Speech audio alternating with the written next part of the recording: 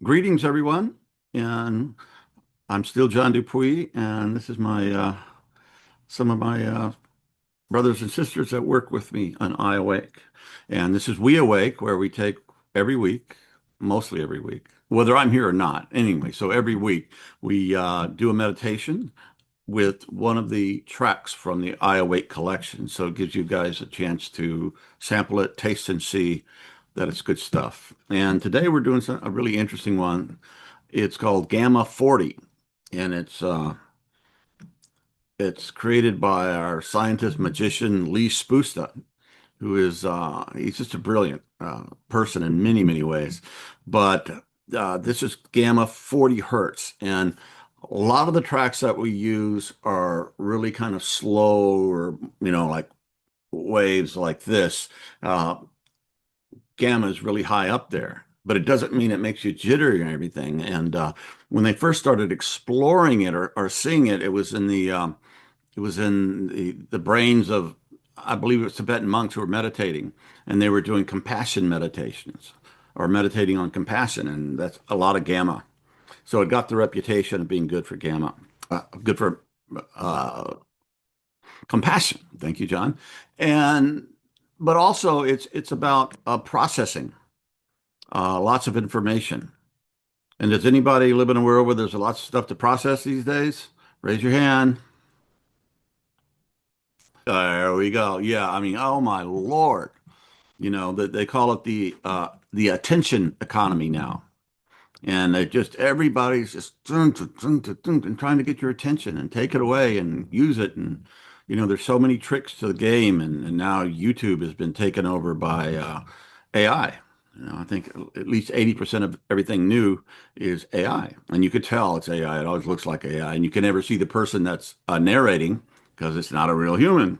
It's an AI voice, and all the narration, what they're saying can be really cool or whatever, but it's been created by AI. So it's bringing the videos together and all of that stuff. And they use this kind of little grainy thing I don't know if you've seen that. It makes it look like it's an old film or something, even though it was, taken 2 weeks ago.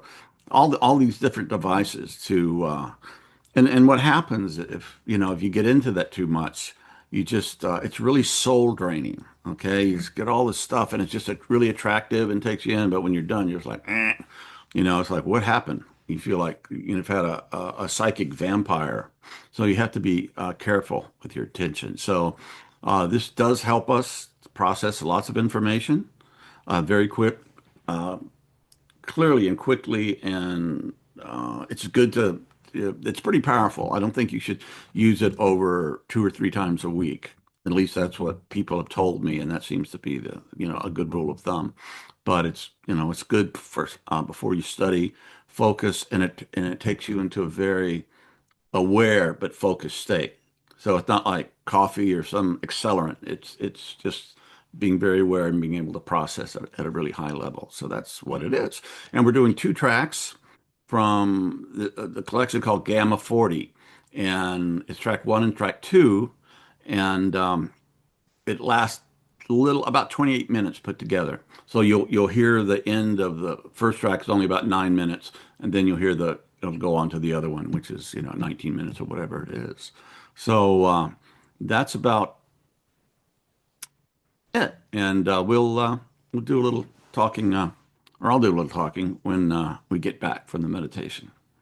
Okay, shoulders, get ready, relax your jaw muscles, relax your body, just sink into this, and let the track do its work.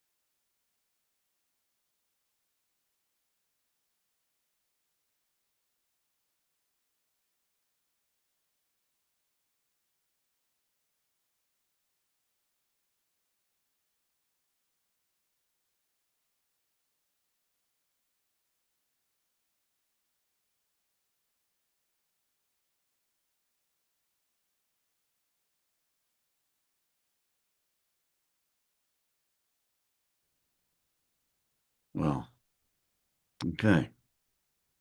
Welcome back. And that was really powerful. It's like, wow. Really, so I haven't listened to those in a while. They're really, really strong. So, again, you should probably not use those every day, but but 2 or 3 times a week are really good. Yeah, you should meditate. Should, right? I'm going to should on you, but you should meditate every day. And yeah, that's one of the most important things about how to use this technology. It's meditation, but it's enhanced meditation. So we just get there quicker, wherever, whatever we desire, what we're working on. And a friend of mine, Diane Hamilton, who's also happens to be a Zen master, she said that practice is the cultivation of blank, X, whatever you want that to be, through repetition. Okay. So it's very important uh, to do that on a repetitive basis. And another friend of mine, Jeff Salzman, recently told me that practice is not about success, it's about being faithful to the practice. And it depends there's many reasons to meditate, to use this technology. It can be you work in depression, trauma, you want your mind to function at a higher level, you want to enhance creativity, uh, you're a very spiritual person and you just want to develop your spiritual connection with spirit, with God, as it says in the 12 steps. I think it's step 11. It says to increase our conscious contact with God through meditation, to increase our conscious contact with God. So, I mean, as far as my understanding, God is always present. God is. This is all God. But to be experience that consciously, that's the ticket, and that's really life transforming. And when we can do our little bit, right? Through meditation, we open ourselves up, and but something more powerful than our little ego self has to kick in for us to begin to experience. In other words, if you're sailing, sailboat, and you raise your sail, that's a really good thing to do, but you can't make the wind blow. It's something you do your part, and then spirit does the rest. Or people call it grace, whatever you will. But um, A.H. Almas or Hamid Ali, we've been doing a series of conversations with. He says you can't practice your way to enlightenment,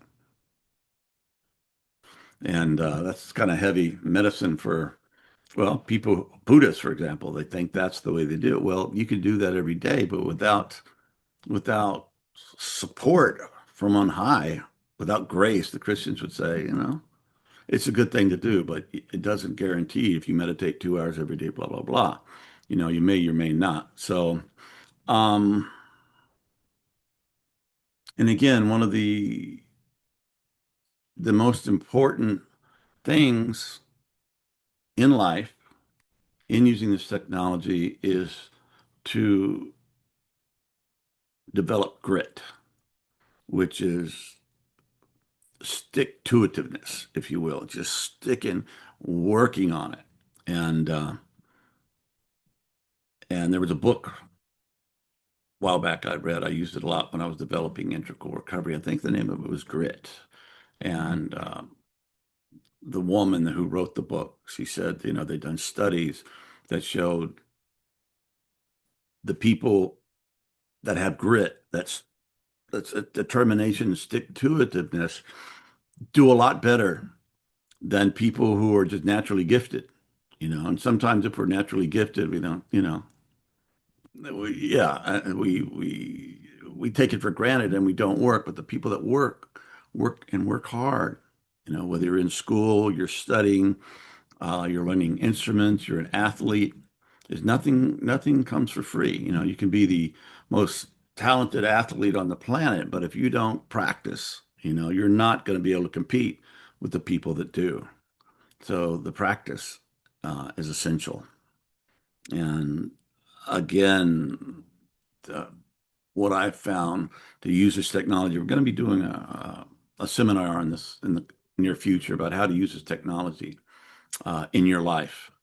And again, the best thing that I can do is commit a time in the morning, and whether you're in a hotel room, you're traveling, whatever, there's really no excuse. There may be some excuse. Your house is burning down. You're not going to sit down and meditate.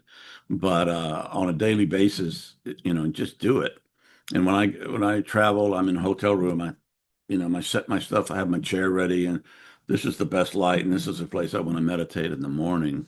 And we're so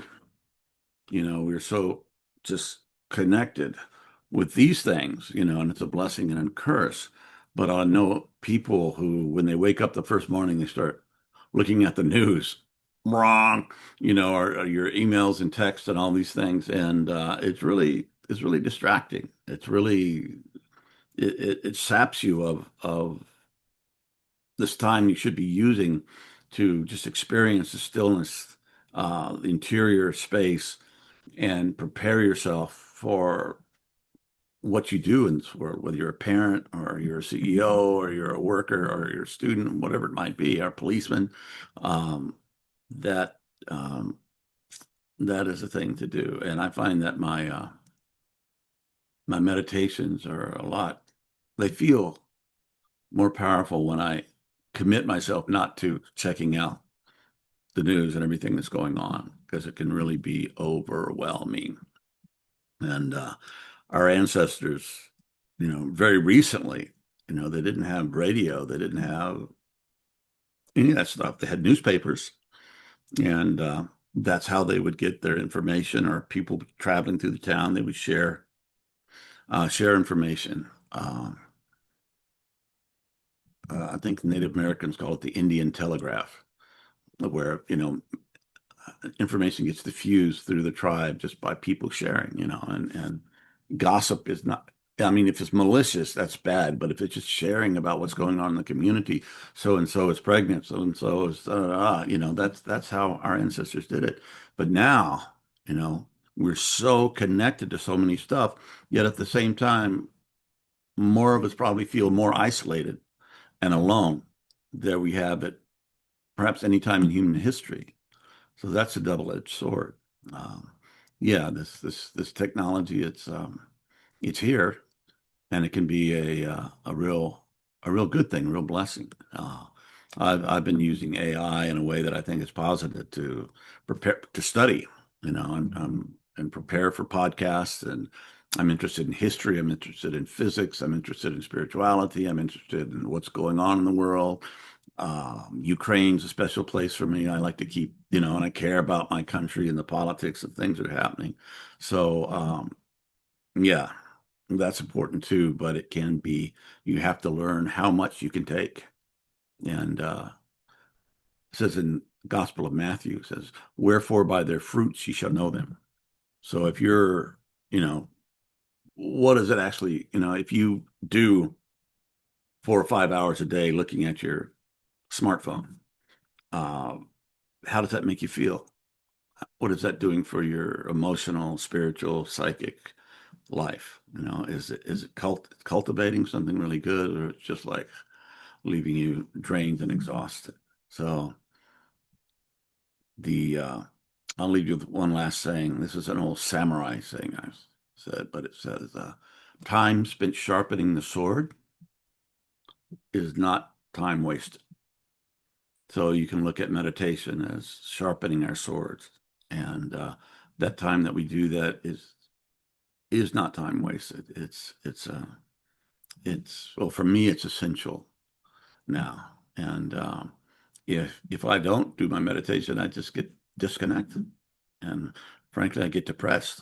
But having that place inside where I can go and find peace and stillness, and you know just let whatever arises arise. And who is it said, I think, therefore I am. I think it's kind of the other way around. I am, therefore I think. So we can do the I am without the thinking. And sometimes we do that in meditation. We're able to just stop the thinking And it's just like, what am I when I'm not thinking? Wow, that's a good question. Feel into that. So thank you for being here. Again, this was Gamma 40. That's the name of the collection. There's three tracks, but we just did the first two. So I hope you felt the power of this stuff while we were doing it. I certainly did today. So anyway, God bless you all and help us to get through this time together. And we're not trying to be great again, but we're trying to be great. And the only way we can do that is we hang together and we work together, we cooperate, and we love one another, and we do what we do for the good of the all, for the good of your family, your world, your planet, the universe, and just try being nice today. Just try, kindness. It's uh it's amazing what that'll do, just connection with people. And that's also been for me a spiritual practice, and it's really helped me. So I will cease and desist. And thank you all for being here. And God willing, we'll do it again next week.